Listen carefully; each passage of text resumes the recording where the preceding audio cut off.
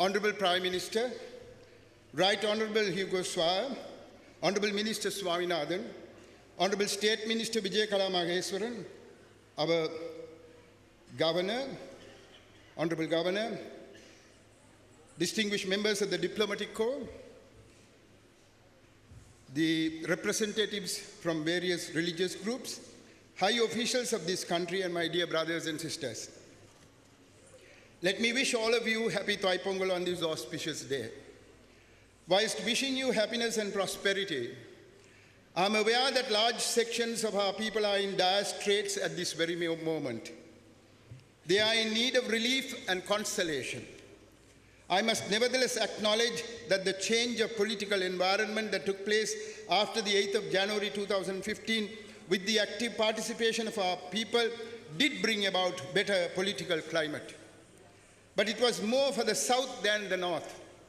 We do recognize and welcome the need to usher in an era of religious understanding and tolerance, and hence this National Thai Pongal Festival. But we are also aware that in South Africa, the Truth and Reconciliation Commission was an instrument innovated post-conflict. They solved their constitutional and political problems and then embarked on a social journey to weld their disparate communities together. Here in Sri Lanka, are we not trying to put the cart before the horse? We are still to solve our basic problems which have dogged us for over 67 years. Let me expatiate from a different standpoint, from a macro standpoint. You are aware of the United Nations 2030 Agenda for Sustainable Development. Sri Lanka is a party to the acceptance and furtherance of such an agenda. 17 goals and 169 indicators have been identified and accepted. Its 16th goal states as follows: promote peaceful and inclusive societies for sustainable development, provide access to justice for all, and build effective, accountable, and inclusive institutions at all levels. Unquote. This is indeed what we Tamils of this country are interested in. The 16th goal has stated specifically as to what it means. It says thus: firstly, it says that we need to reduce all forms of violence. Unfortunately, we in the North do not enjoy such a luxury.